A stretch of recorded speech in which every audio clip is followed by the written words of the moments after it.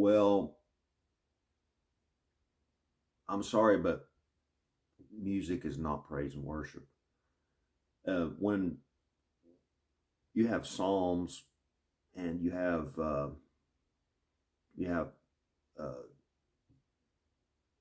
we talk about music and praise and worship. It's a spontaneous thing, and like a songbird that's just spontaneously just singing songs about joy.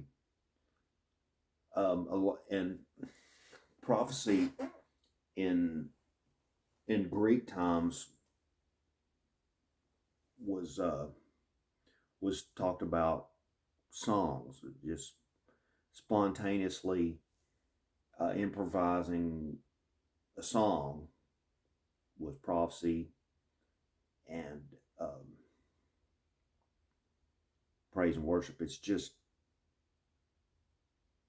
an outward feeling. But in our time, the flesh is dead. It's all spiritual, and so we say, well, I feel I feel like I'm raised higher through the power of music. That's something that the world's taught you, and music, styles of music is worldly. The taste of music is worldly, and it's just reflection of the world and the culture.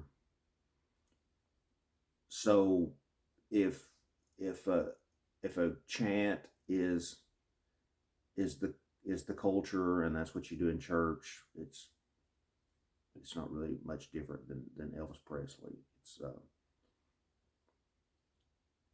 It's just that's reflection of the culture. It's not for God. It's for the individual doing it, and the individuals that enjoy it. It's just entertainment.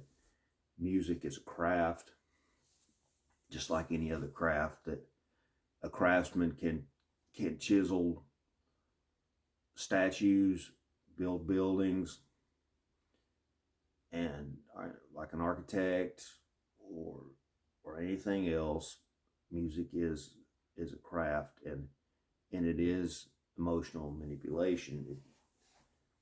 When you go through different you use different tools within music theory to manipulate feelings. And I also offer that the the Apollonian style of music is completely different than the Bacchic. In the age that we're in the music age of Bacchus, which is a sensuality type music.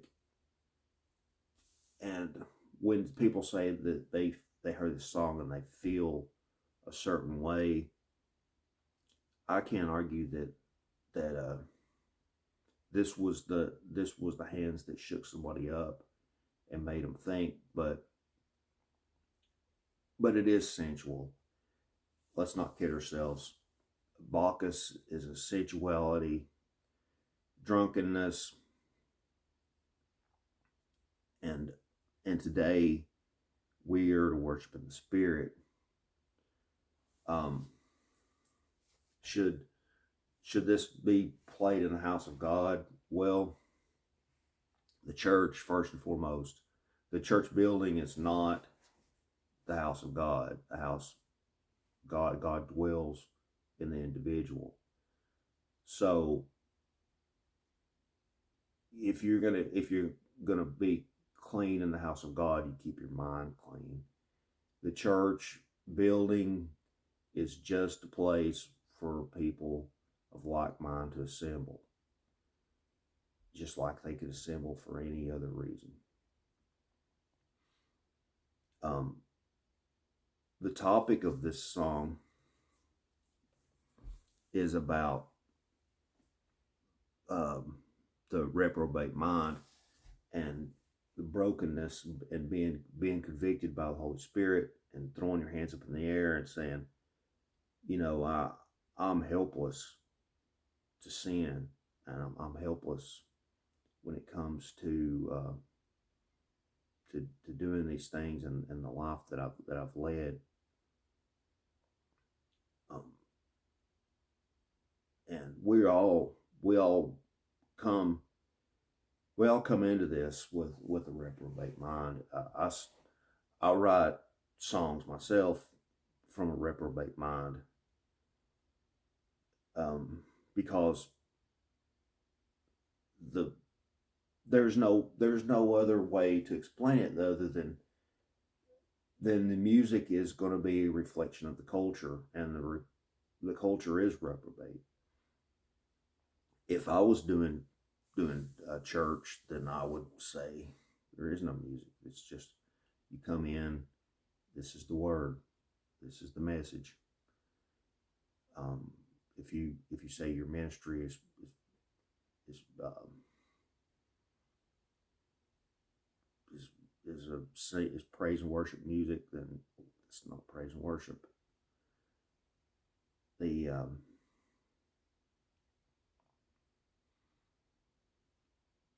thing is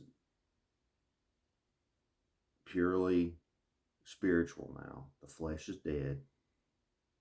All of this is dead. Your works are dead.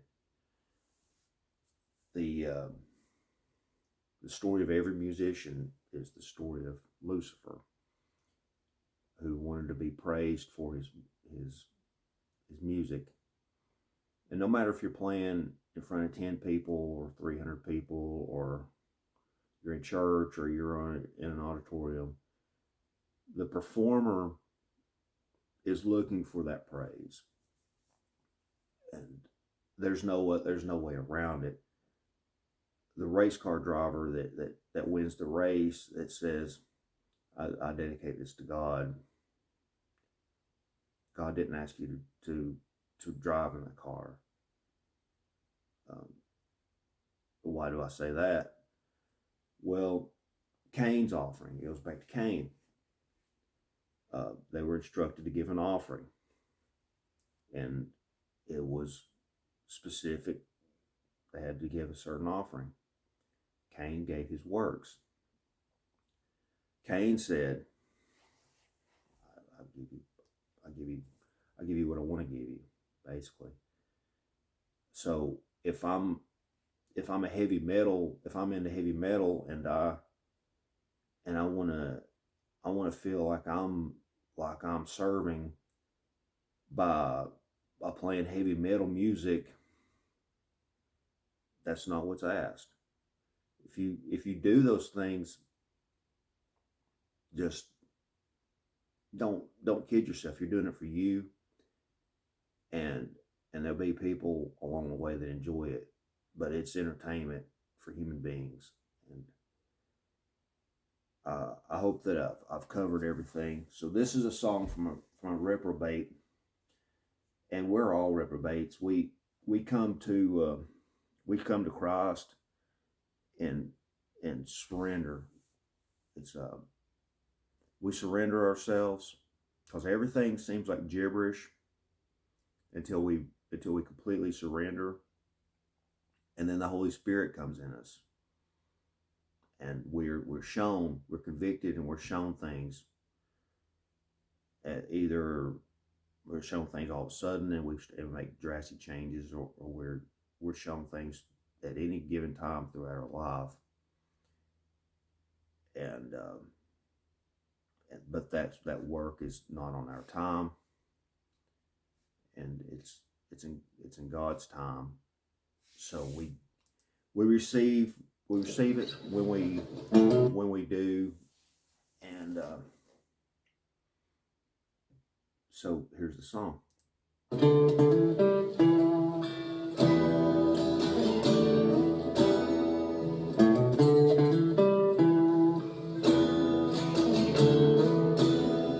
I was raised in the shadow, lost in the fight.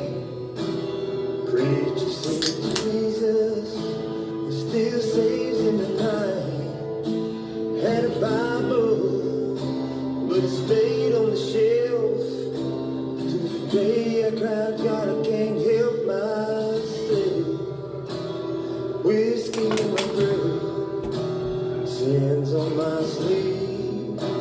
Still that old rugged cross made a way for me. Pulled me up from the grip of the grave. Now I walk like a man who's been fully saved. But I ain't perfect, I still fall. But your mercy keeps calling through it all. From the valley to the throne, never left me alone. Even when I ran, you brought me home. The chains are gone, my soul is free. Was blind, now I finally see. There ain't no shame in the scars I own. They're just proof how far I've grown. You rolled grace on this heart of stone. From the valley, Lord, to the throne.